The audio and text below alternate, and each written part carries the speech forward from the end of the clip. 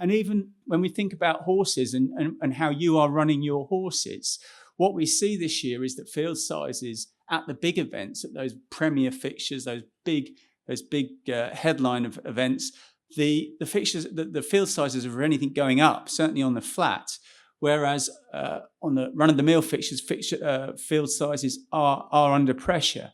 So we have a picture there of, as with other sports, the big stuff getting bigger and everything else under a bit of pressure. And I think our challenge as a sport is firstly to lean into the fact that customers want to go to those big events, that we have events in British racing that the rest of the world would die for. And we have to really cherish and make best use of that.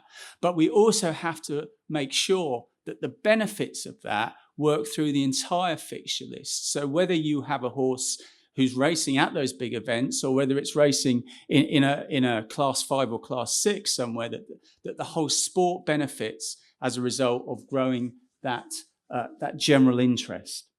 If I asked in this room, what do people think about the volume of racing we stage? I suspect most people would think we stage too much racing.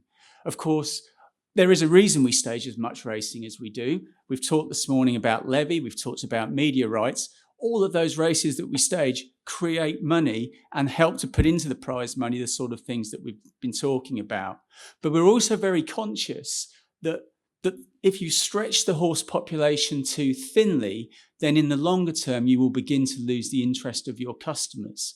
What we've seen since COVID is the horse population is contracting by about 1.5% a year, pretty consistently year on year.